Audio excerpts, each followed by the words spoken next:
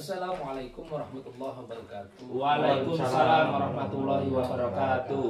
Syukur alhamdulillah, kali ini kami bertemu dalam satu majelis yang secara khusus diniatkan untuk mengenang seorang sahabat yang penuh dengan dedikasi, seorang sahabat pembawa value perjuangan, pergerakan dunia aktivisme dalam tradisi intelektual, bisa kita sebut kawakan. Nah, dalam beberapa hari kita dikejutkan dengan berita duka yang mendalam atas kepergian sahabat yang hendak kita bincangkan ini. Tak lain Kiai Darto Saifuddin. Dia adalah sosok yang begitu fenomenal pada tahun 2000 ketika berkelindan dalam dunia perguruan tinggi Universitas Islam Negeri Maulana Malik Ibrahim Malang. Sahabat, kepergian beliau menyisakan tangis pada keluarganya, meninggalkan seorang istri dan meninggalkan 2 anak. Lebih dari itu, meninggalkan satu pesantren, Kawah Condrodimuko Ilmu Pengetahuan di sebuah kabupaten nan jauh di sana, Manokwari. Kiai Darto Saifuddin adalah orang yang tidak mengenal kata putus asa, apalagi pesimis. Hidupnya selalu dipenuhi dengan optimisme.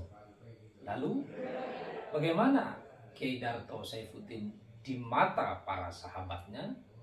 Malam ini kita bertemu dalam satu majelis yang kita ikhtiarkan sebagai satu catatan tentang seorang pejuang yang dikenal gigih, dan kita ingin mendengarkan apa saja cerita lika-liku perjuangan lulus dari pesantren Madrasatul Quran Tebuireng, Jombang, Jawa Timur, kemudian memilih berjuang dengan babat alas di sebuah kabupaten Manokwari.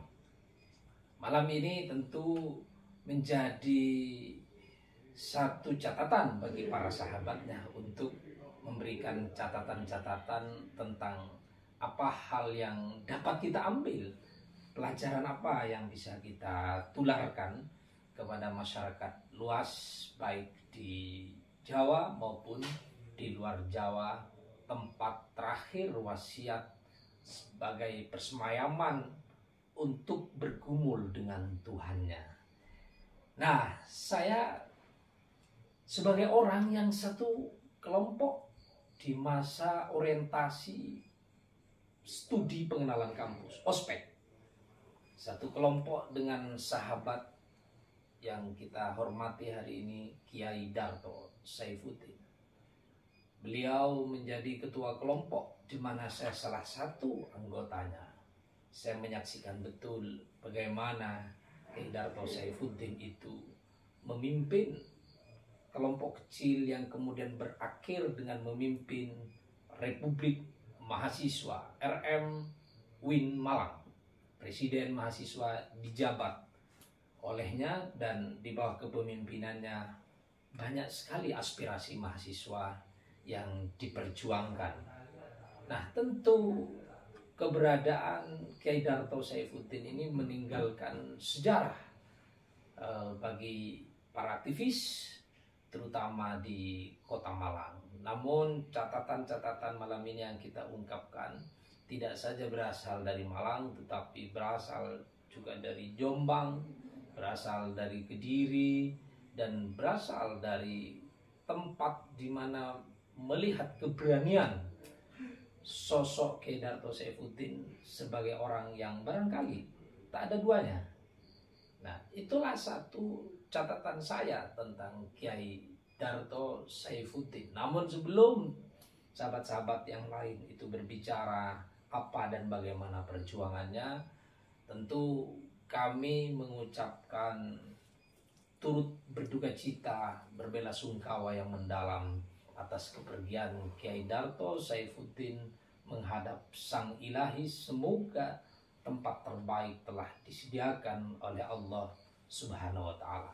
Nah, setelah ini saya ingin mendengarkan, mari kita simak teman-teman bagaimana sahabat-sahabatnya melihat dari berbagai sudut pandang.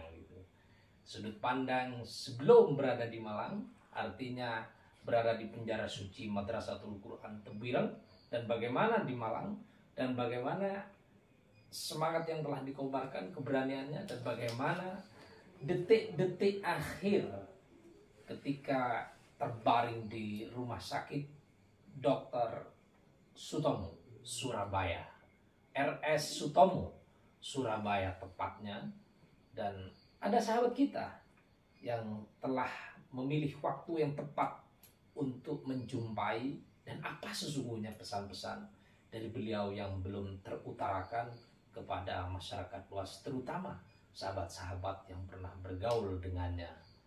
Nah, yang pertama tentu saya ingin berikan kepada sahabat Hari, di mana sahabat Hari ini bergumul lama dengan Kiai Darto Saifuddin di penjara suci pesantren yang dikenal telah menghasilkan para hafid dan hafidhah, khufat, penghafal Al-Quran yang tidak banyak diambil oleh insan-insan yang sesungguhnya penghafal Al-Quran itu adalah bagian dari menjaga Al-Quran.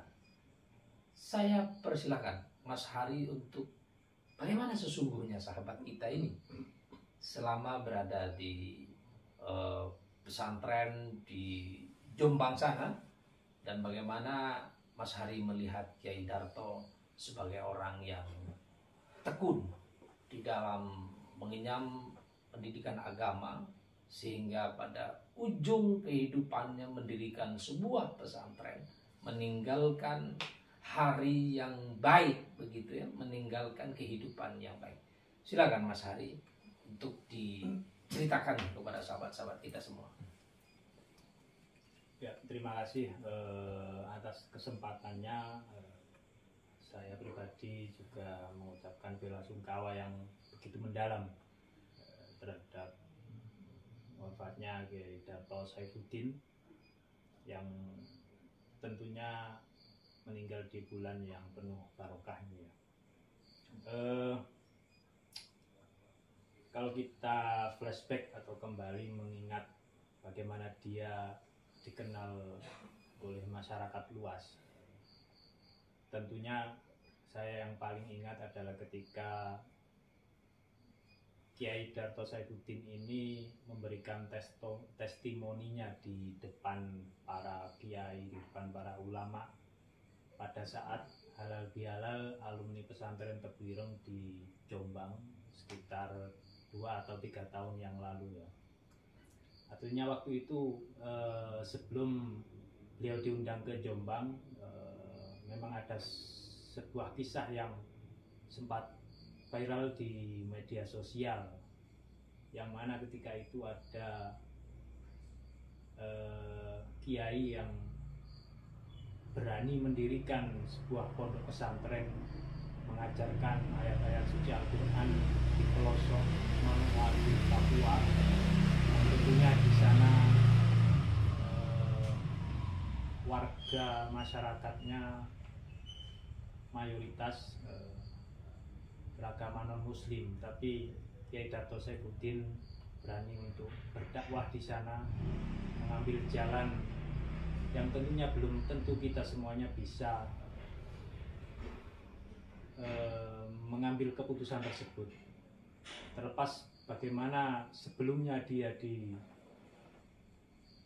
wilayah lain atau sebelum dia pergi ke sana, memang ada beberapa hal yang kita tidak tahu ya kabarnya. Tapi ketika ada kabar bahwa sosok Kiai Saifuddin ini mendirikan pondok pesantren di sana, tentunya saya pribadi sebagai sahabatnya, juga teman-teman yang lain merasa kagum juga bangga bahwa teman yang selama ini yang kita lihat di kampus maupun di lingkungan alumni pesantren Tebu Ireng yang berada di Malang waktu itu memang sejak berada di Malang sudah aktif di organisasi, ternyata mampu dan menjalani dakwah yang begitu berani.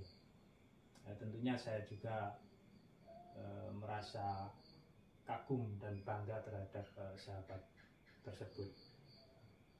Ya, yang paling utama atau yang paling membekas ketika dia memberikan testimoni waktu itu di pondok pesantren Tebu Ireng adalah dia berani mengajarkan 1 ayat atau 2 ayat meskipun beliau sendiri mengaku tidak begitu menguasai ilmu-ilmu Al-Quran, tapi berbekal keyakinan dia bahwa dia merupakan santrinya Hadratus Syekh Haji Hasyim Asy'ari, santrinya para kiai-kiai yang ada di Tebu Ireng Jombang, untuk berdakwah dimanapun, dan dengan ilmu yang beliau dapat seberapa banyak tidak dia pikirkan, yang penting dia bisa berdakwah untuk mengajarkan ayat-ayat kursi, ayat-ayat Al-Quran kepada masyarakat luas. Dan ini tentu semoga bisa menjadi bekal bagi kehidupan beliau di akhirat kelak.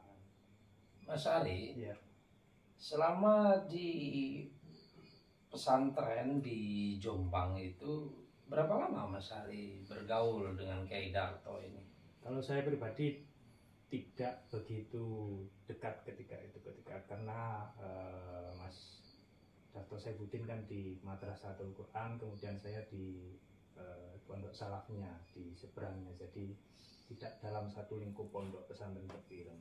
Oh, tapi kerap bertemu ya, jadi kerap berdiskusi tentang ilmu Kalau agama ya? pertemuannya lebih sering di Malang, waktu di Malang aja. Oh, waktu di Malang.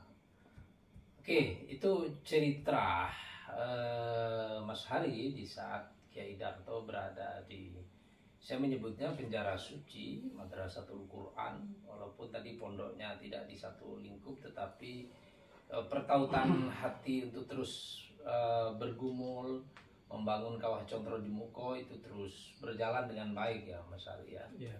Bahkan ketika berada di Malang pun memang antara saya, kemudian Mas Saifuddin, kemudian almarhum Mas Fatur juga bersama alumni Tebu Ireng, yang kita bertiga itu menginisiasi untuk membuat sebuah perkumpulan alumni Tebu Ireng yang khusus di UIN Malang waktu itu.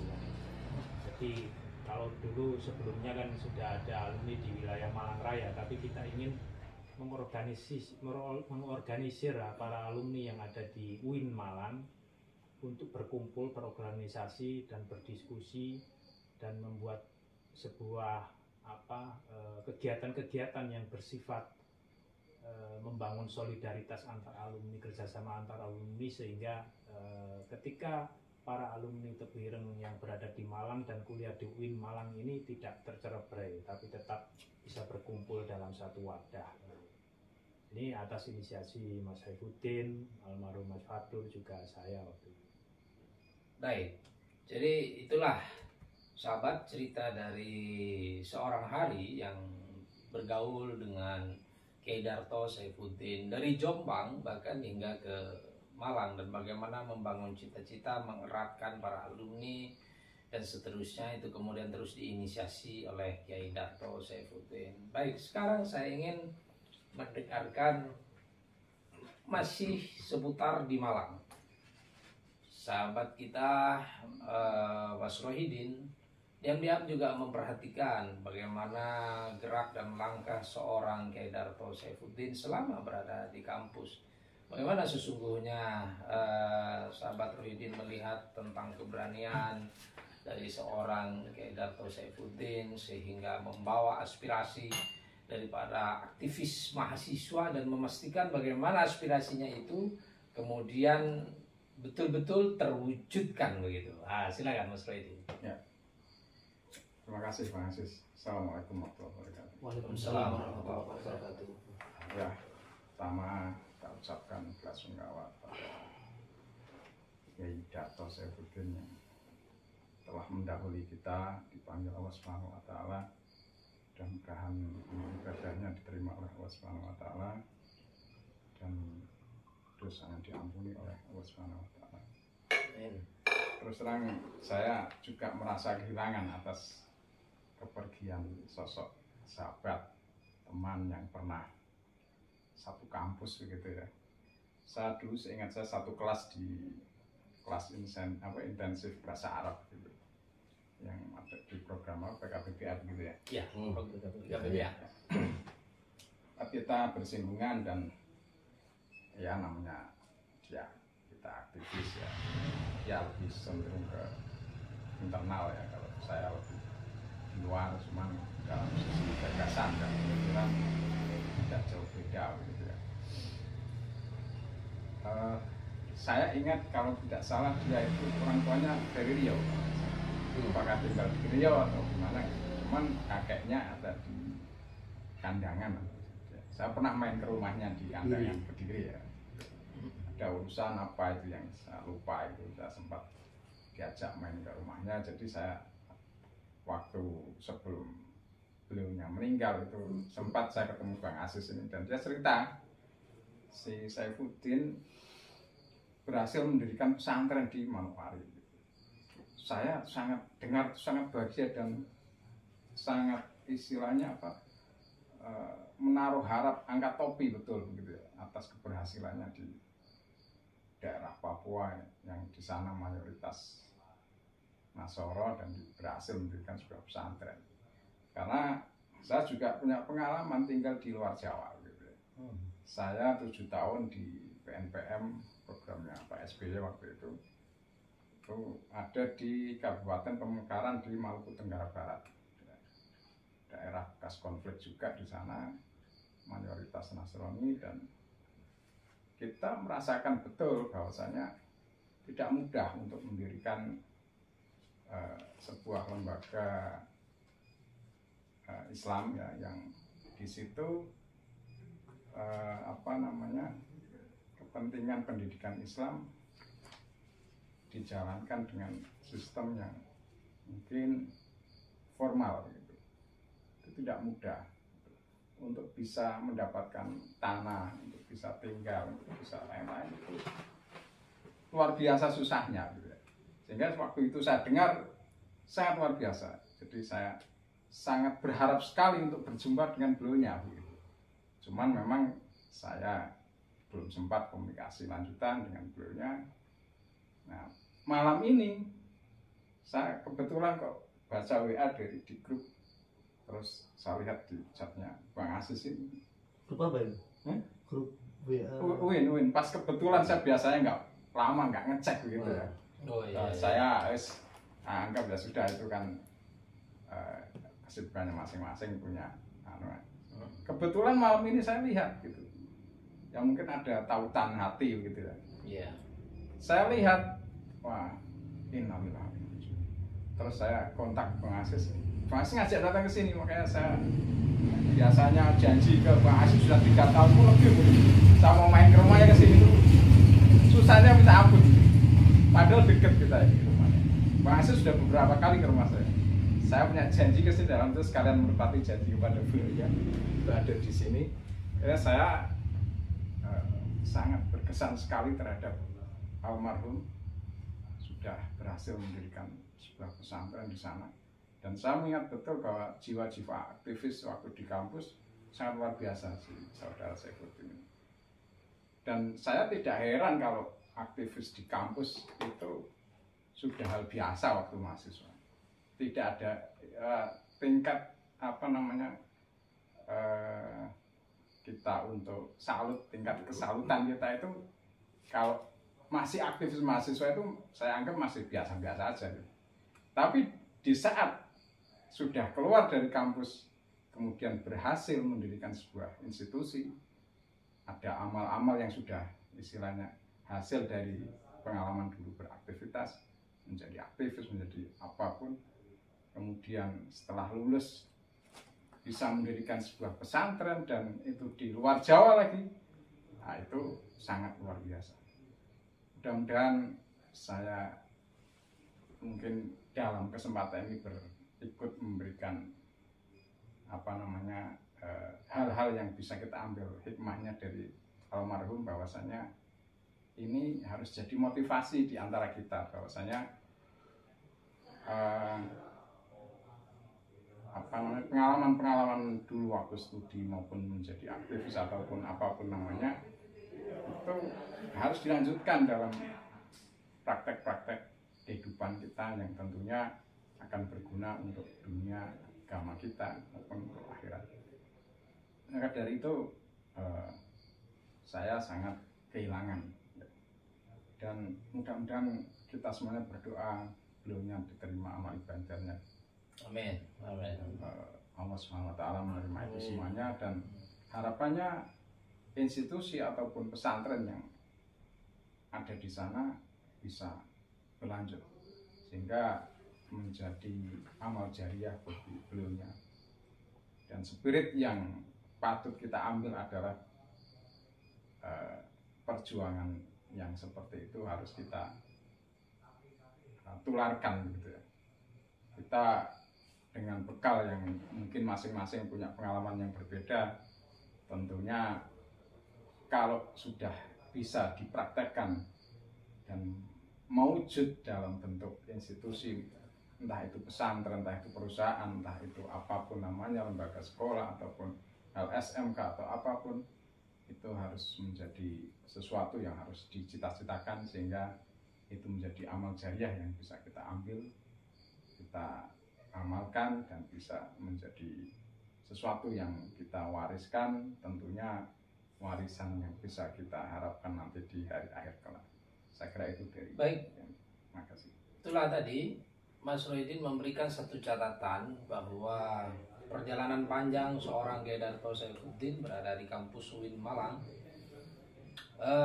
baginya adalah sangat meninggalkan kesan yang baik, dan kesan itu kemudian menjadi lebih baik lagi ketika mendapatkan kabar seorang Kyai Darto Saifuddin mengambil pilihan hidup di luar Jawa dan mendirikan satu pesantren yang menurut sahabat yang satu ini, Mas Rohidin, itu tidak mudah, karena Mas Rohidin pernah hidup sekitar 7 tahun di luar Jawa, sehingga merasakan betul bahwa nilai perjuangan yang dibawa oleh Kyai Darto Saifuddin itu tidak sembarangan. Artinya itu bisa menjadi pelajaran, kita bisa memetik pelajaran bahwa ketika kembali ke masyarakat, sejauh mana kita mampu mengamalkan ilmu yang telah kita dapatkan, sehingga keberbuahan sebuah ilmu itu akan diukur pada ujung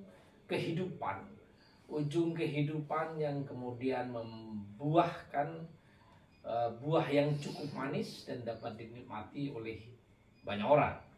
Itu tadi catatan dari seorang sahabat yang biasa kita sapa adalah Mas Rohidin. Nah, kita juga ingin mendengar dari sahabat yang dalam detik-detik akhir di mana Kiai Darto Saifuddin ini pasca dirawat di daerah yang cukup terluar begitu di Manokwari, kemudian dirujuk ke rumah sakit di kawasan Jawa Timur, tepatnya rumah sakit Sutomo ya, Dr. Sutomo di Surabaya. Kita punya sahabat yang begitu punya keinginan untuk datang ke suatu tempat, apalagi seorang sahabatnya terbaring di rumah sakit, seketika ia menjumpai sahabatnya. Sahabat kita ini memang kelebihannya adalah salah satunya itu punya keberkhidmatan untuk terus berkeliling sesuai dengan apa yang kemudian diajarkan oleh Rasulullah, silaturahim dan seterusnya. Dan pada beberapa pekan lalu menjumpai seorang Kiai Darto Saifuddin yang terbaring lemas di rumah sakit yang konon komplikasi. Tapi kita ingin mendengar sahabat kita ini yang telah menjumpai di sana, apa sesungguhnya rekam medik yang diceritakan kepada sahabat yang satu ini, dan apa pesan terakhir yang kemudian menjadi pesan terakhir yang telah disampaikan. Barangkali publik juga perlu tahu, walaupun beberapa sudah terekspos di berbagai WhatsApp grup. Pada sahabat kita yang satu ini, Mas Lutfi Khairuddin, silakan.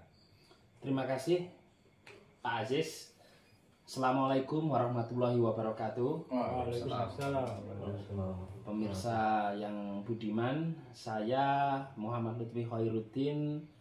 Alhamdulillah ya, teman satu angkatan dengan almarhum Kiai atau Ustadz Darto Saifuddin, sama dengan Mas Hari, Gus Aziz, Mas Rohidin, Gus Faiz, sama angkatan di UIN, seangkatan dulu di UIN Malang. Sebelumnya STAIN Malang ya, Sekolah Tinggi Agama Islam Negeri pada waktu itu. Nah, untuk mengenai sepak terjang almarhum, tentu pemirsa udah tadi dapat penjelasan dari narasumber sebelumnya. Nah, kebetulan ketika saya baca grup WA, ada pesan masuk yang isinya sahabat kita ini, Kiai Darto Saifuddin, itu menderita sakit begitu, dan dirawat di rumah sakit di Manokwari Selatan, tepatnya Kabupaten Manokwari Selatan, Provinsi Papua Barat, pemekaran dari Provinsi Papua.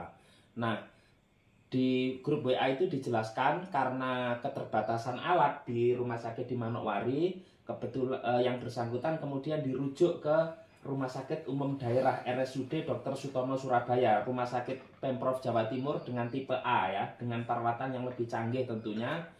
Nah, kemudian dirujuk begitu.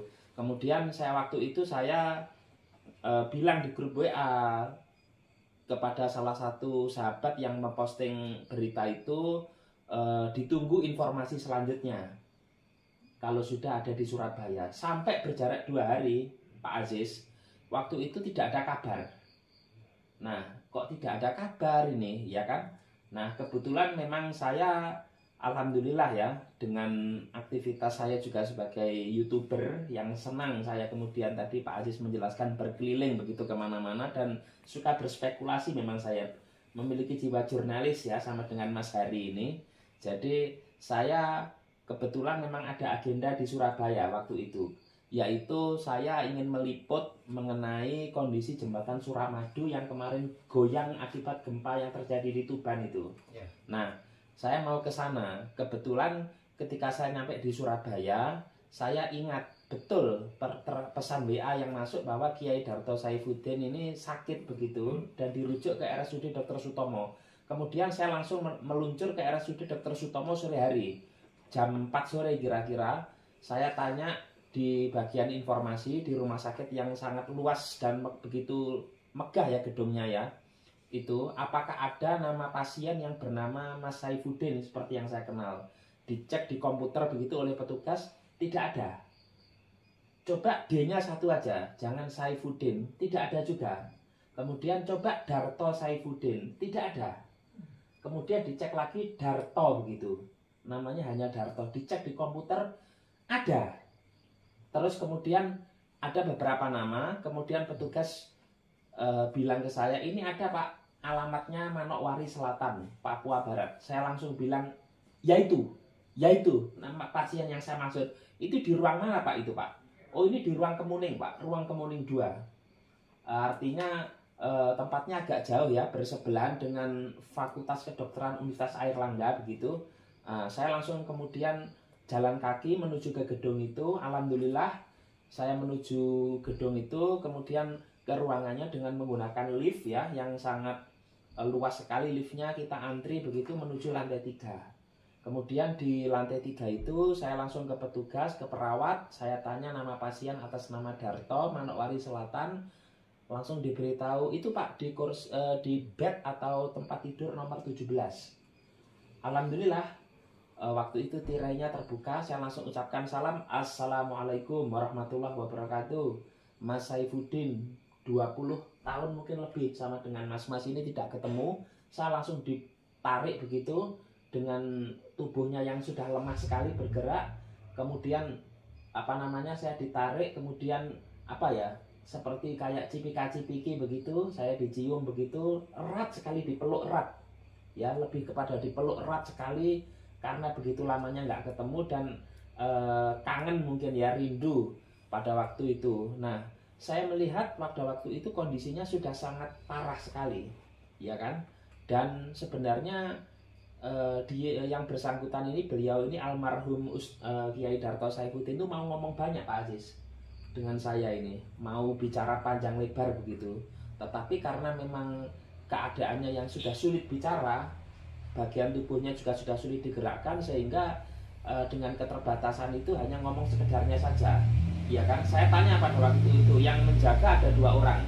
Yang pertama santrinya yang menemani sejak dari Papua, namanya Mas Ilham, yang begitu sabar begitu mendampingi almarhum. Kemudian yang kedua adik kandung beliau, yaitu namanya Mas Dani, yang datang dari Riau, tepatnya dari Kabupaten Indragiri Hulu, Rengat sana. Itu datang ke situ, adiknya persis di bawahnya.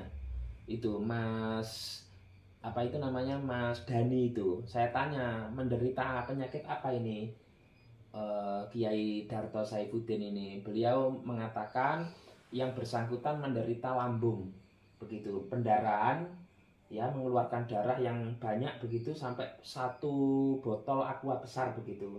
Kemudian radang juga di paru-paru, di liver atau hati.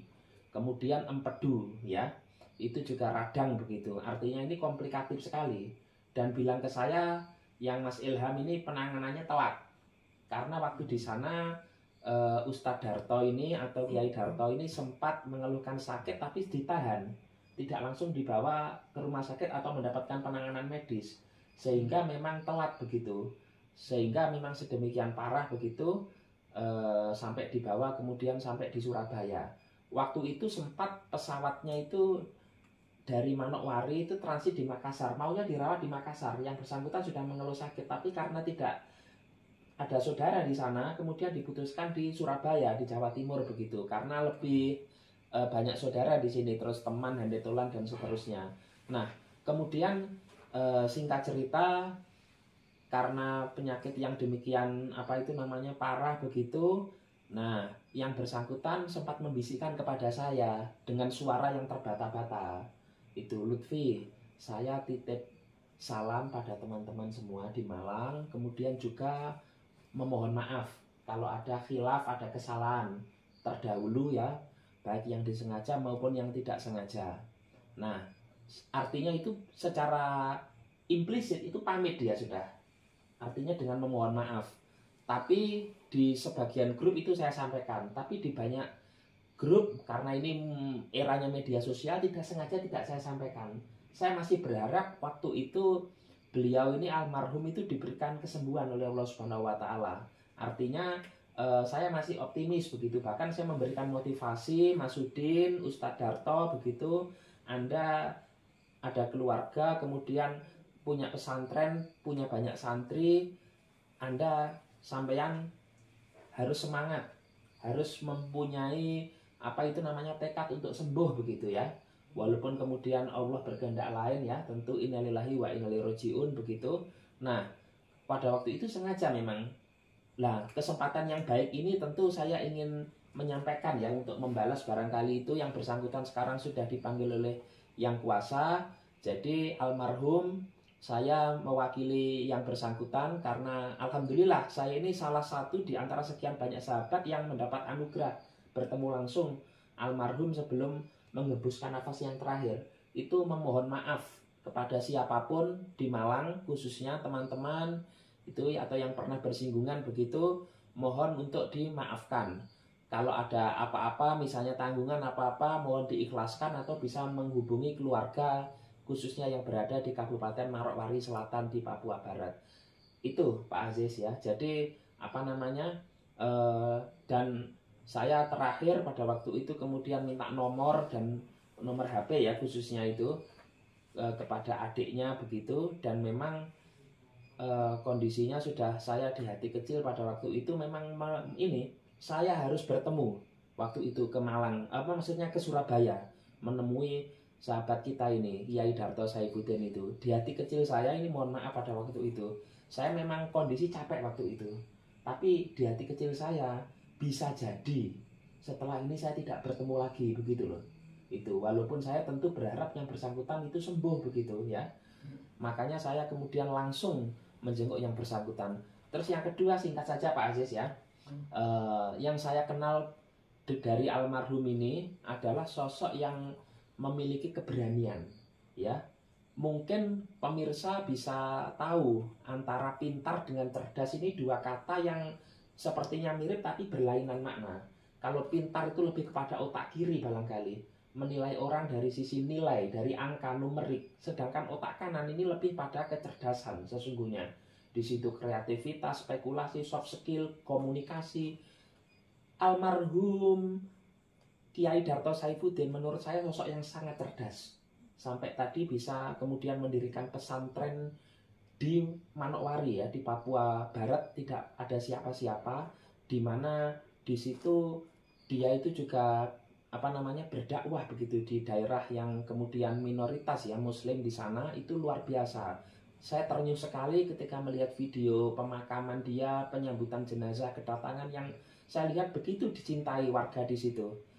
Mas Saifuddin ini kelihatannya dulu waktu di kampus dia garang, tapi sebenarnya kita paham tadi Pak Aziz menyatakan hatinya itu sesungguhnya lembut. Itu Mas Saifuddin itu dia garang, tegas, tidak kompromi ketika itu berlawanan dengan prinsip atau kebenaran yang dia yakini.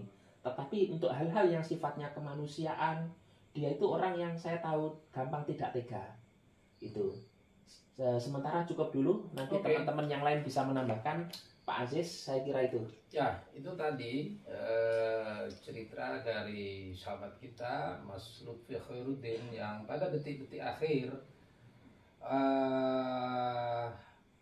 Kiai Darto Saifuddin terbaring lemas di rumah sakit, menderita beberapa penyakit ya tadi yang Mas Lutfi juga ceritakan kepada pemirsa.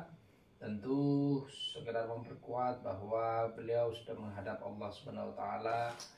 Bila ada khilaf di sana sini, mohon kiranya berkenan untuk dimaafkan, sekaligus diiringi dengan doa, karena kita tahu bahwa ujung dari kehidupannya adalah insya Allah husnul khatimah. Karena berjuang di jalan Allah, berjuang demi tegaknya agama Allah, berada di tempat yang jauh yang tidak semua orang bisa melakukan itu, dan itu bisa dilakukan oleh Kiai Darto Saifuddin. Sahabat, ada banyak kisah tentu dari Kiai Darto Saifuddin ini. Saya misalnya sebagai sahabat yang cukup dekat walaupun tidak satu pesantren di Tebu Ireng sana itu, saya tahu betul bagaimana sisi-sisi humanisme dari seorang Kiai Darto Saifuddin ini. Begitu ada sesuatu yang perlu dibantu, hatinya mudah terpanggil untuk kemudian melibatkan diri tanpa diminta, ya, tanpa juga ada embel-embel begitu ya. Artinya apa? Ketulusan itu terus kemudian dijalankan, keistiqomahan itu dijalankan sampai kemudian setelah tidak bertemu beberapa tahun begitu ya, bahkan hampir 20 tahun tidak bertemu, pada satu waktu sahabat baik kita ini Kiai Darto Saifuddin itu dari Manokwari sana itu terakhir kali berbincang dengan saya itu by phone. Tentang kehidupan, tentang perjuangan, tentang kebangsaan.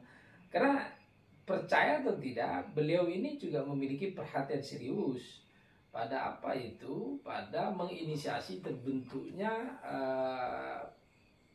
pencak silat Pagar Nusa, di mana beliau ini seorang inisiator membuat satu surat meminta rekomendasi kepada pengurus wilayah Nahdlatul Ulama Papua Barat untuk mendirikan organisasi di bawah naungan Nahdlatul Ulama, ormas terbesar di negeri ini, bahkan mungkin di jagat ini begitu ya. Nah, tapi sebelum saya lanjutkan itu, kita masih punya seorang sahabat yang dalam pergumulan aktivisme itu ini tidak pernah berjauhan. Artinya apa? Cukup dekat. Ketika ada kesamaan visi, kesamaan misi untuk melakukan yang kita sebut itu change, perubahan, maka sahabat yang satu ini mudah untuk melakukan kolaborasi. Dan sahabat kita yang satu ini juga memiliki aktivisme yang tidak diragukan. Dari sejak dunia kampus pada medium 2000 hingga saat ini tetap melakukan dunia aktivisme, keberpihakan kepada civil society itu terus dijalankan. Siapa dia? Dia adalah Faizuddin Al-Muntaqobat begitu ya. Saya ini menyebutnya seorang yang biasa disapa sebagai Bajing. Bajing ini entah identik dengan Mbah Jenggot, karena memang punya jenggot ini sahabat kita yang satu ini. Bolehlah sahabat Faizuddin, walaupun sahabat kita yang satu ini juga konon meninggalkan kampus, entah meninggalkan atau bagaimana ya, ceritanya begitu. Ketika saya wisuda sudah tidak lagi bertemu begitu, entah wisuda sebelum saya, kira-kira begitu ya. Memang lebih cepat. Kalau yang lain 4 tahun, ini bisa 3 tahun atau 2 tahun setengah. Silakan Mas Faiz untuk membincang tentang almarhum Kiai Darto Saifuddin. Saya ingat betul ada 3 sahabat serangkai ini ya. Jadi ada Faizuddin Al-Muntaqobat, ada Kiai Darto Saifuddin, dan ada sahabat kita Budi Deswan. Tapi Budi Deswan tidak hadir malam ini. Semoga di kesempatan lain. Mari kita simak dari sahabat Faiz. Silakan. Terima kasih sahabat Aziz. Malam hari ini sudah memberikan waktu sahabat-sahabat dari Kiai Darto Saifuddin untuk memberikan satu kenang-kenangan, entah itu dari latar belakang Kiai Darto Saifuddin waktu di Pondok Tebu Ireng, waktu di kampus waktu itu masih STAN. Saya mencoba untuk menguak sahabat Kiai Darto Saifuddin ini dari ayat Ar-Ra'd, surat Ar-Ra'd ayat 39. Ar-Ra'd. Ya. Oke. Yang artinya di situ kalau Allah menghapuskan dan itu berkehendak, maka terhapuslah. Kalau Allah sudah menetapkan, maka ketetapan itu akan berjalan. Artinya apa? Sahabat-sahabat, terutama periode tahun 2000, apa yang disampaikan oleh sahabat Aziz tadi benar, bahwa pada saat itu ada gejolak di kampus dan kami bertiga, Kiai Darto Saifuddin, saya sendiri dan Budi Deswan, untuk mencoba untuk mendengarkan keluh-keluh dari mahasiswa periode 2000, dan akhirnya apa yang terjadi semuanya sudah tahu. Maka apa yang disampaikan oleh sahabat Aziz benar, dan sahabat yang lainnya, bahwa keberpihakan Kiai Darto Saifuddin kepada sesuatu yang kalau itu dilihat ada sebuah ketidakberesan, maka Kiai Darto ini pasti dia akan bertandang dan memperjuangkan, dan itu terjadi di tahun 2000. Nah, perjalanan terus berjalan. Kiai semuanya sahabat-sahabat saya yakin tahu perjalanan Kiai Darto Saifuddin. Tapi yang menurut saya, dengan cuplikan surat Ar-Ra'd tadi, kalau Allah sudah menghapuskan sesuatu dari diri kita dan sudah menetapkan bahwa diri kita nanti jadi apa, maka itulah yang terjadi di sahabat kita.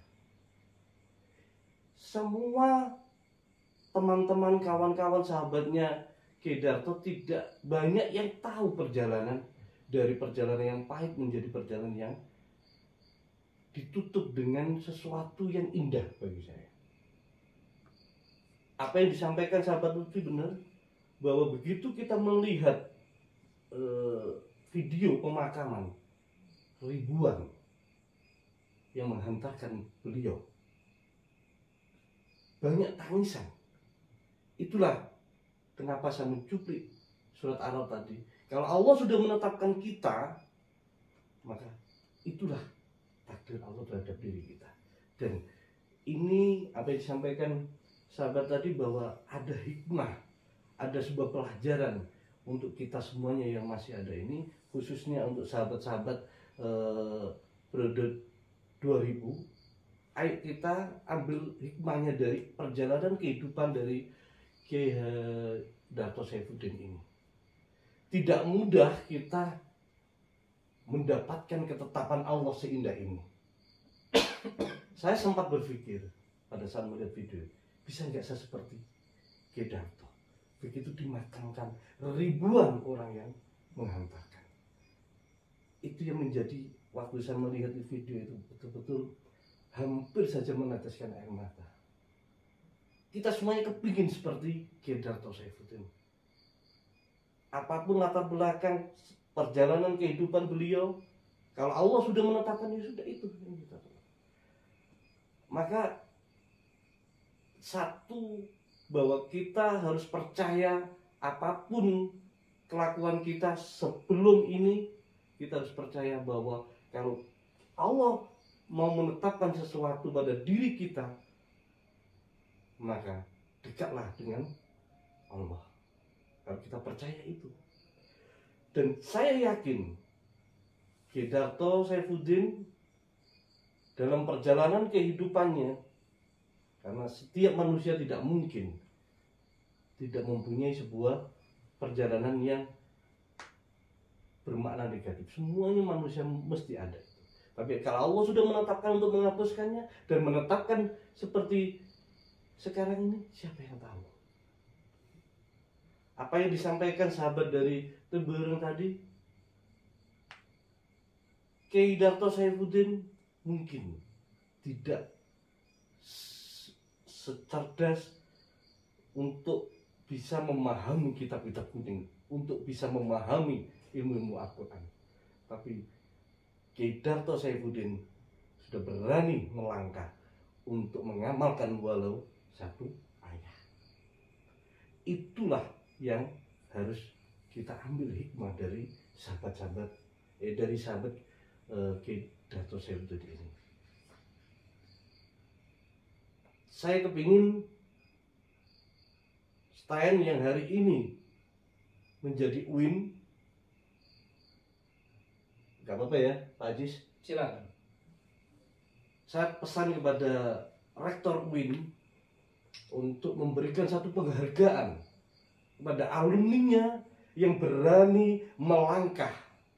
Nanti mungkin akan disambung oleh Pak Ajis, apa latar belakang beliau berani melangkah, apa yang disampaikan oleh sahabatnya yang dari Tebuireng tadi, testimoni. Melangkah apa? Melangkah ke sebuah wilayah yang dimana mayoritas non-muslim. Ada cerita nanti yang belum disampaikan oleh Pak Ajis, bagaimana bukan keluh kesah, tantangan yang paling tajam yang dihadapi oleh Kiai Darto ini pada saat dia mendirikan pesantren di sana. Maka terakhir kali saya berpesan kepada Rektor UIN Malang untuk segera memberikan satu penghargaan kepada alumninya yang berani melangkah dan menyiarkan agama-agama Islam di lokasi, di wilayah yang minoritas dari kaum muslim. Itu satu. Yang kedua, saya juga kepingin ada penghargaan dari organisasi Nahdlatul Ulama. Ini adalah salah satu contoh kiai yang menurut saya beliau mungkin tidak hafal 30 juz, tapi beliau dapat membumikan Al-Quran itu di Manokwari Selatan. Itu yang sering kita dengarkan pujian-pujian dari Gus Dur, ya kan? Jadi boleh kita menghafal Al-Quran, tapi kalau kita tidak bisa kalau dalam pujian itu apa bahasanya itu? Angan-angan sak maknanya. Enggak, pujiannya Gus Dur itu.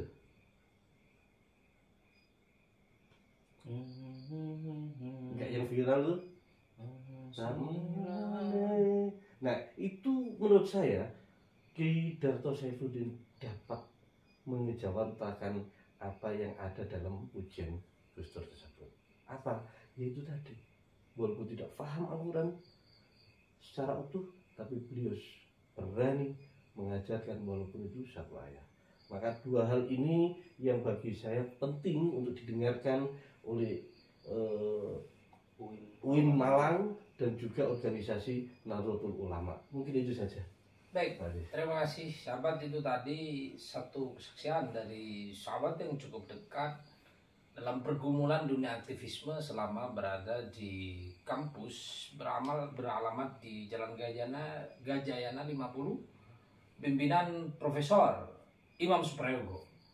Satu kampus yang cukup monumental dengan peradaban Islam yang begitu mercusuar di jagat ini dan menjadi percontohan perguruan tinggi keagamaan Islam negeri se-Indonesia. Nah, apa dan bagaimana sesungguhnya sahabat kita yang satu ini, Kiai Darto Saifuddin, bagaimana Kiai Darto Saifuddin meninggalkan Jawa dan bagaimana mengambil pilihan daerah terluar, bagaimana kemudian mengambil pilihan satu tempat di mana tempat tersebut ia percaya dan yakini mampu untuk menaklukkan dengan segala rintangan yang ada. Saya melihat sahabat Kiai Darto Saifuddin ini betul-betul mengugemi, kata orang Jawa, meyakini hadis qudsi dari Allah Subhanahu wa taala, ana inda dhanni abdi. Aku, kata Allah, sesuai prasangka makhlukku. Aku sesuai prasangkanya, termasuk Kiai Darto Saifuddin, ketika meyakini bahwa Jawa sebagai tempat di mana ia belajar itu kemudian ditinggalkan dan memasuki kawasan yang betul-betul anyar, betul-betul baru untuk ditaklukkan. Tapi Kiai Darto Saifuddin memiliki keyakinan untuk mampu merubah itu. Memasuki Manokwari tidak langsung kemudian mendirikan sebuah pesantren. Sorry, sebelum ke sana. Ya. Yang apa yang menjadikan latar belakang beliau sehingga memutuskan dia ke sana. Nah, beliau cukup mengingat pesan dari mursyidnya, dari gurunya selama berada di Tebuireng Jombang, ya, pesantren Madrasatul Quran begitu. Sehingga pesantren yang didirikan pun itu adalah pesantren yang memiliki kesamaan MQ begitu, Madrasatul Quran, dan dilabeli dengan kata Al-Qalam. Nah, apa kata guru beliau? Di sela-sela guru beliau menyampaikan ngaji begitu pada forum pengajian, bahwa ketika santriku suatu saat mengalami suatu masalah, ada masalah besar di dalam menjalani kehidupan, maka segeralah hijrah. Hijrah ini kemudian dimaknai oleh Kiai Darto Saifuddin sebagai pilihan yang tepat. Apa tujuannya? Masih menurut gurunya, hijrah itu akan menemukan kehidupan baru, akan menemukan relasi baru, akan menemukan keluarga baru. Dan betul saja, Kiai Darto Saifuddin ini menikahi seorang gadis bukan Jawa. Gadis ini juga di Manokwari dan meninggalkan buah cinta 2 anak yang hari ini itu masih tergolong anak. Meninggalkan seorang istri dan meninggalkan 2 orang anak, meninggalkan pesantren dengan jumlah santri 45. Mungkin ukuran di Jawa itu kecil, tetapi ini di ukuran di luar Jawa ini cukup besar. Karena tidak mudah meyakinkan masyarakat, sehingga masyarakat mengambil pilihan para orang tua wali untuk memasrahkan. Dan ketika masuk kepada Manokwari itu tidak langsung mendirikan sebuah pesantren. Tentu bagaimana sustainable kehidupan, keberlangsungan kehidupan dengan cara mencontoh Rasulullah, dengan cara berdagang, ia lakonkan. Begitu ya. Gimana Mas Lutfi? Bahkan jumlah terakhir Pak Aziz yang saya dengar sudah meningkat, bukan hanya 45, 80 yang saya dengar. Yang bermukim, belum santri kalong yang mengaji dari, maksudnya tidak tinggal di asrama, itu lebih dari itu. Baik, itu informasi yang terbaru yang kemudian itu tentu menggembirakan. Tentu saya sebagai sahabatnya, sebagai orang yang pernah satu kelompok di masa-masa awal menjejakkan kaki di dunia perguruan tinggi, itu sempat berpikir, Mas Faiz, saya berkomunikasi sejak menghembuskan nafas terakhir itu dengan keluarganya, dengan pengurus pesantren, dengan sekitar 5 orang. Saya mencatat itu siapa saja nama-namanya yang biasa mengganti ketika Kiai Darto Saifuddin itu berhalangan ngisi ngaji, Sakit. ya sakit dan seterusnya. Itu ada sekitar 5 orang. Dan sampai kemarin saya masih berkomunikasi siapa yang potensial untuk melanjutkan perjuangan ini, yang kata Mas Rohidin tadi itu biar jadi amal jariah. Betul. Nah, dari informasi dari keluarga, informasi dari pengurus pondok itu sedang dibincangkan Pak Aziz. Yang terpenting adalah bagaimana hari ini Senin tadi pagi setelah diantarkan pesawat begitu, itu selesai pemakaman, kemudian akan dibincangkan bagaimana kelanjutan ke depan. Diam-diam saya turut berpikir apa yang bisa dilakukan, misalnya dengan berkomunikasi dengan Direktorat Pondok Pesantren Kementerian Agama Republik Indonesia, di mana belakangan 1-2 tahun ini saya cukup intens untuk berbicara tentang pesantren dan bagaimana pengembangan dan bagaimana memajukan pesantren. Itu satu hal agar Kementerian Agama melalui Direktorat Pondok Pesantren itu memiliki atensi bahwa ini ada seorang kiai yang walaupun dalam banyak pengakuannya karena memang cukup rendah hati, tidak banyak menguasai, tidak hafal 30 juz, tetapi semangat untuk mengamalkan ilmu patut kita hormati kan begitu. Yang kedua, tentu pesantren di sana membutuhkan tenaga pengajar yang tidak boleh ini sistem pendidikannya kemudian mengalami kendala atau bahkan mandek selepas almarhum tinggalkan. Saya sempat berpikir untuk kemudian mengusulkan kepada pesantren tertua di Indonesia, di mana anak saya turut belajar, pesantren Sidogiri, Keraton, Pasuruan, Jawa Timur, agar pada medium ke depan ya itu dapat membantu untuk mengirimkan guru tugas ya ke sana untuk 2 atau 3 orang begitu, agar pesantren ini terus berkesinambungan begitu ya. Termasuk ini Pak ya? Kesinambungan. Sahabat dari bagaimana bisa komunikasi dengan Tebuireng, terutama di Madrasah Quran, untuk kemungkinan juga sampai hari ini belum dengar, karena saya sempat untuk memviralkan sakitnya beliau waktu itu di Guru Jombang. Ada memang tanggapan dari satu orang, loh itu alumni Tebuireng gitu kan. Nah, mungkin kita mencoba untuk bagaimana sahabat dari nanti komunikasi dengan sahabat-sahabat di Tebuireng. Saya yakin kalau ini tersampaikan kepada Kiai Mustaqim di MG itu, insya Allah ada perhatian lah. Apalagi yang diharapkan oleh Pak Aziz tadi, bagaimana yang diharapkan kita juga, bagaimana pesantren yang sudah beliau dirikan ini tetap berjalan, tidak boleh berhenti. Betul. Iya Pak Ari ya. Nanti akan saya sampaikan, kebetulan untuk halal bihalal alumni Tebuireng nanti dipusatkan di Malang. Jadi itu kesempatan yang baik saya kira untuk nanti disampaikan di sana. Kemudian syukur-syukur ada perhatian atau komunikasi lebih lanjut terkait dengan siar di sana. Betul. Ya. Jadi ini sudah nyambung. Ya, Gimana lagi?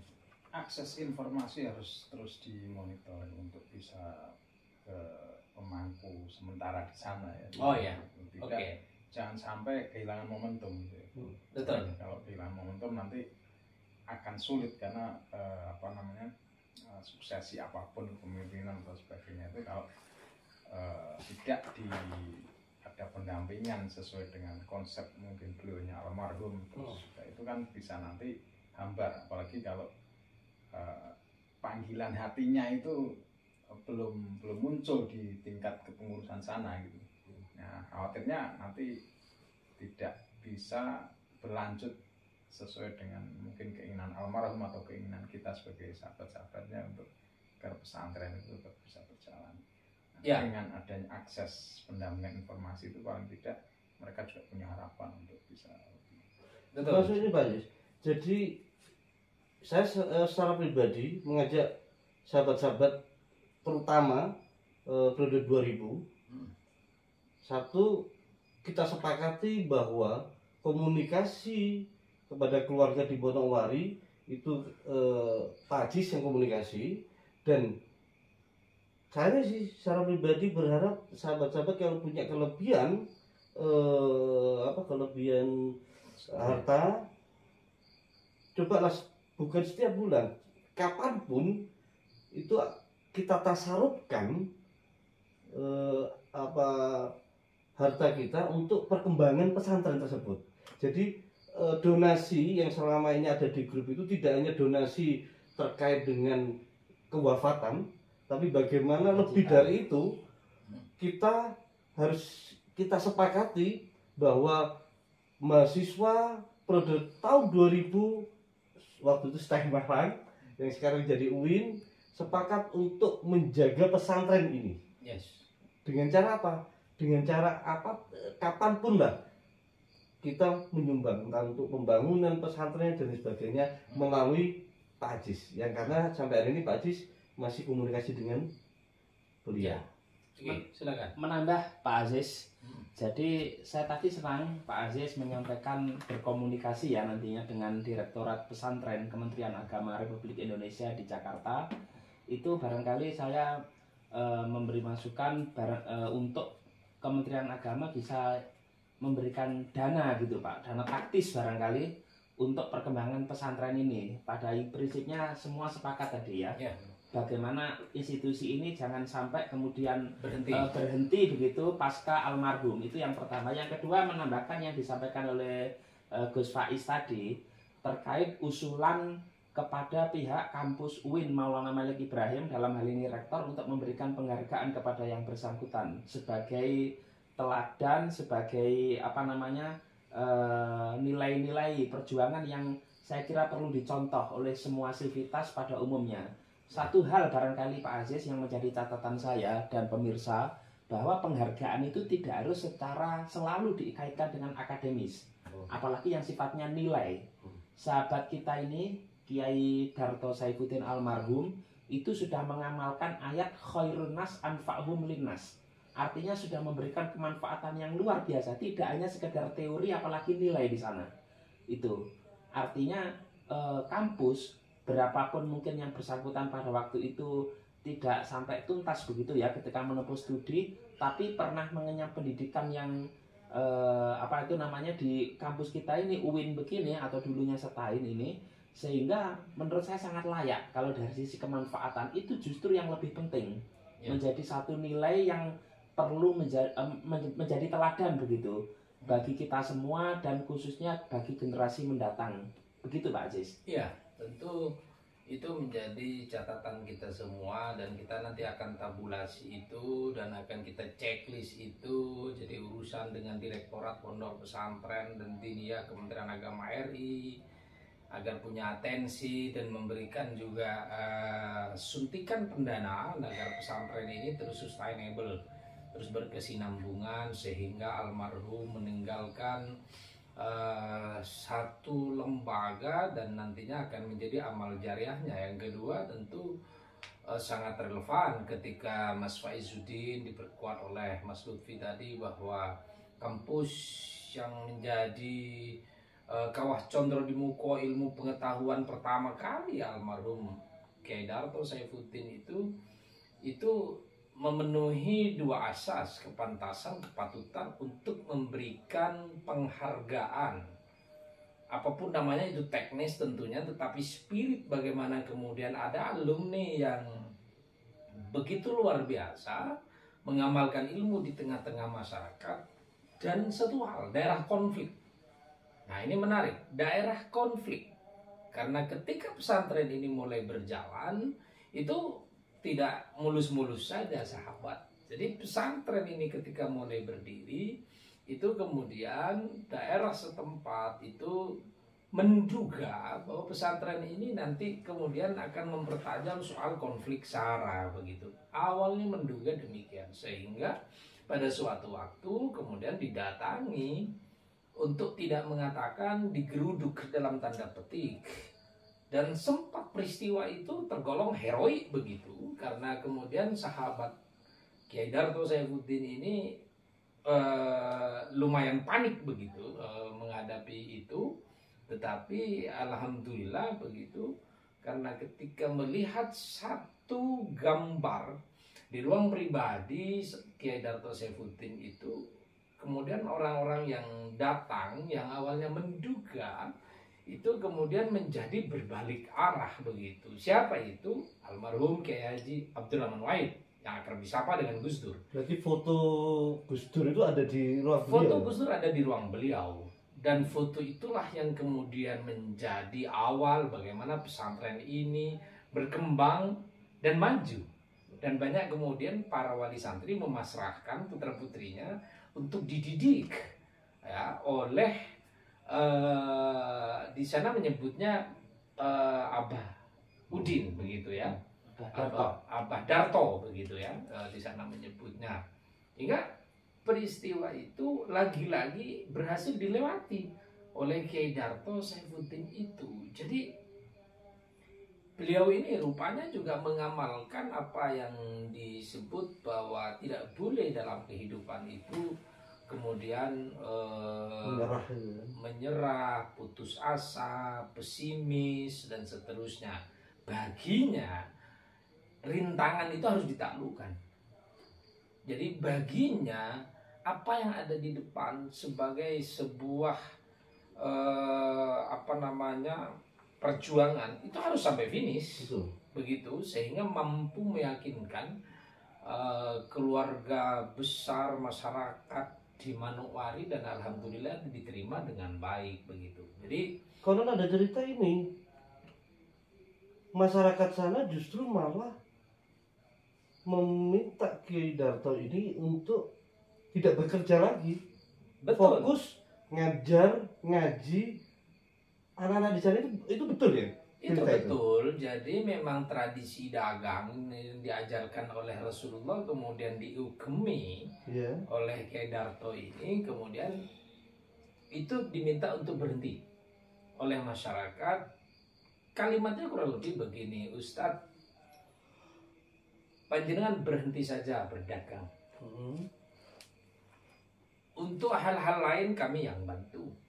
Untuk kehidupan beliau. Untuk kehidupan beliau, Oke. ya kami yang bantu. Untuk pertama kali kita beri musola, Oke. ya kita beri musola. Kemudian lama kelamaan tuh kemudian bersatu padu masyarakatnya, saling sumbang saran, saling sumbang kelebihan rezeki dan seterusnya. Sedikit demi sedikit lokal itu mulai dibangun, lokal pesantren itu. Gedung. Nah, gedung pesantren itu, dan saya beberapa kali menyaksikan dari beberapa foto dan video yang dikirim oleh almarhum ya, karena saya terus berkomunikasi. Saya jujur, saya salut kepada orang yang berada di medan yang tidak biasa tapi mampu melakukan hal luar biasa. Dan itu sejarah kiai-kiai terdahulu kita seperti itu. Betul. Kehidupannya. Jadi memang benar-benar mendirikan pesantren itu bukan karena nafsu beliau, enggak, memang karena dorongan masyarakat. Dan tradisi inilah tradisi yang dulu kiai-kiai kita. Dan ini bagi saya sangat langka di zaman modern seperti ini. Ada seseorang yang benar-benar diberi amanah oleh warganya, bahkan warganya memberikan kehidupan, dan seseorang ini diminta untuk fokus untuk mengajar Al-Quran. Ini yang Betul. begitu bagi saya sejarah yang menurut saya adalah sejarah yang penuh dengan pelajaran, karena belum tentu ada seseorang hari ini yang berani meninggalkan semua hal tentang duniawi, Iya. dan benar-benar mengajar Al-Quran, benar-benar mendirikan pesantren. Sama satu pertanyaan saya mungkin Pak Aziz yang bisa menjelaskan ya, bahwa terkait sustainable keberlanjutan pesantren ini ya. Tentu kita yang di Jawa barangkali tidak ke sana. Tetapi walaupun masih dimusyawarahkan, kira-kira yang melanjutkan kepemimpinan pesantren pasca beliau ini siapa? Kan anak-anaknya, putra-putrinya ini, putra-putranya masih kecil juga. Kira-kira siapa? Apakah kemudian nanti sudah ada di sana yang Pak Aziz dengar begitu? Ya, sampai hari kemarin pertanyaan saya belum terjawab secara pasti karena akan menuntaskan prosesi pemakaman tadi pagi ya, sampai menjelang siang itu, dan informasi yang saya dapatkan akan dimusyawarahkan sesegera mungkin. Makanya saya selalu bertanya kepada kepala pesantren, ada kendala, kalau ada kendala agar dikomunikasikan. Jadi sampai kemarin masih tidak ada kendala ya, masih lancar-lancar. Itu artinya kendala itu definisinya begitu luas, karena kaitannya dengan kepemimpinan, kaitan dengan keberlangsungan, kaitan dengan bagaimana pendanaan agar pesantren ini terus berjalan dan seterusnya. Tapi saya diam-diam tanpa diminta akan mencoba untuk melakukan sesuatu agar pesantren itu terus ada sehingga menjadi amal jariah. Tentu atas dukungan kawan-kawan di sini semua, sahabat-sahabat di sini semua, dan sahabat-sahabat yang lain, sahabat-sahabat angkatan 2000, dan siapa saja yang pernah bergaul dengan almarhum Kiai Darto Saifuddin.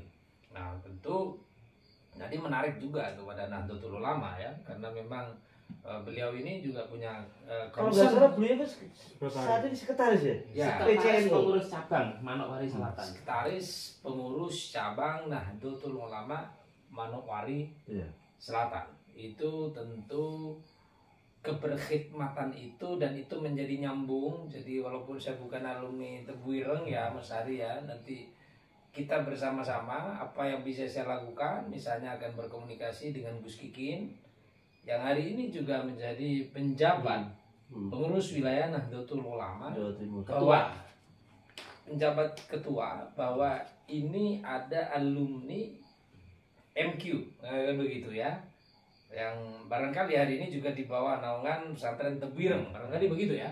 Nah itu agar kemudian dapat ditindaklanjuti, barangkali juga beliau karena juga pengurus PBNU, beliau bisa meneruskan apa yang bisa dilakukan oleh PBNU kepada almarhum. Tentu paling utama pesantrennya harus jalan. Jadi pesantrennya harus jalan, pesantrennya tidak boleh berhenti karena di situ ada anak-anak dengan mimpi masa depan Betul. yang telah dibonsai ini kan oleh Kiai Darto Saifuddin, bagaimana mereka menjemput masa depan begitu. Dan itu sebuah tinggalan yang kita tidak boleh diam. Kita harus melakukan sesuatu agar terus berjalan, kan begitu. Kita sebagai sahabatnya itu. Maka secara teknis tentu nanti kita bincangkan bersama. Betul.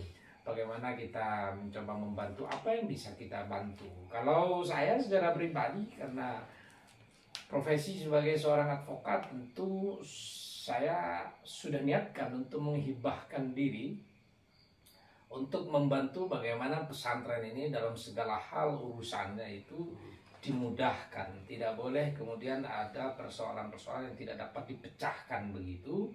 Saya menghibahkan diri sebagai advokat dan legal konsultan dari pesantren yang telah didirikan oleh sahabat kita Kiai Darto Saifuddin. Itu barangkali perbincangan kita dan sahabat. Satu hal yang barangkali sebelum kita akhiri, untuk kemudian nanti kita akan berbincang hal-hal positif apa saja, hal-hal yang menebar energi positif kepada kita semua. Kita akan bincangkan itu. Malam ini adalah sebagai pemantik, sebagai awal untuk kemudian terus melakukan perubahan sesuai dengan kemampuan kita masing-masing. Mungkin ada masih yang mau menyampaikan? Sebelum ditutup, kita sepakati bahwa ada beberapa PR bagi kita. Yang pertama adalah satu, kita sebagai sahabat langsung Kiai Darto Saifuddin, karena kita satu periode di UIN Malang, waktu itu masih STAN. Satu yaitu komunikasi atau sowan terhadap Gus Kikin. Mungkin nanti kita berempat atau ditambah siapapun yang mau ikut, monggo, untuk meyakinkan Gus Kikin bagaimana perjuangan dari Kiai Darto ini menaklukkan Manokwari Selatan. Itu pertama, daerah konflik. Yang kedua, sampai beliau bisa mendirikan pesantren itu. Yang kedua adalah PR kita menyatukan sahabat-sahabat kita, terutama adalah periode tahun 2000, menyatukan dalam rangka apa? Dalam rangka dari sahabat-sahabatnya yang periode tahun 2000 ini, paling tidak kalau mau mentasarufkan hartanya, ayo kita tasarufkan ke pesantren beliau, sehingga pesantren beliau tetap berjalan gitu. Yang ketiga, nanti mungkin sahabat-sahabat kita kan, sahabatnya Kiai Darto kan juga ada yang menjadi dosen di UIN. Mungkin nanti Pak Ajis, Pak Hari atau siapa yang masih tinggal di Malang untuk berkomunikasi dengan rektor. Itu. Yang keempat, terutama Pak Hari, sahabat Hari, untuk testimoni ini harus juga terjadi di halal bihalalnya Tebu Ireng. Sehingga apa? Saya secara pribadi berkeinginan Tebu Ireng juga merasakan, dalam hal ini khususnya adalah Madrasatul Quran cukup juga merasakan bagaimana heroiknya perjuangan sahabat kita Kiai Darto Saifuddin. Itu perlu kita sampaikan ya Pak Ari ya. Mungkin kita delegasikan Pak Ari untuk melakukan testimoni. Apa yang kita bicarakan Pak Ari ini sampaikan bagaimana perjalanan beliau, bagaimana tadi sampai ada sesuatu bukan konflik lah ya, ketidakfahaman, akhirnya yang tidak memahami perjuangannya siapa Kiai Darto begitu melihat foto Gus Dur di dalam, akhirnya terselesaikan konflik itu juga harus disampaikan. Mungkin itu. Jadi menambah sedikit saja Pak Aziz, saya setuju ya, terutama 3 hal barangkali yang perlu memberikan atensi ya. Jadi tadi sudah bagus kalau kita bertemu misalnya entah bisa berlima atau dengan siapa, jadi tidak hanya 1 atau 2 orang ya, kita bisa bersama-sama ini menghadap pengasuh pesantren Tebuireng Kiai Haji Abdul Hakim Mahfud Gus Kikin begitu. Langsung dapat 2 hal sekaligus. Yang pertama atensi dari pesantren Tebuireng di mana almarhum mengenyam pendidikan pesantren di sana. Kemudian dari Nahdlatul Ulama karena Gus Kikin ini juga PJ Ketua PBNU Jawa Timur sekaligus juga di PBNU, 2 hal. Kemudian yang penting lagi di Malang, kita menghadap mungkin nanti bisa bersama-sama kolektif begitu kepada rektor agar ketika nanti milad ulang tahun, disnatalis atau dismaulidiyah atau apapun namanya, diberikan penghargaan kepada almarhum sebagai alumni begitu, sebagaimana dulu memberikan penghargaan kepada Gus Torik bin Ziyad sebagai inisiator atau penggagas Hari Santri Nasional. Saya kira begitu Pak Aziz. Ya, baik. Sahabat, tanah Cendrawasih menjadi tanah yang tumpuan hidupnya Kiai Darto Saifuddin ini itu menjadi tanah yang menyejarah.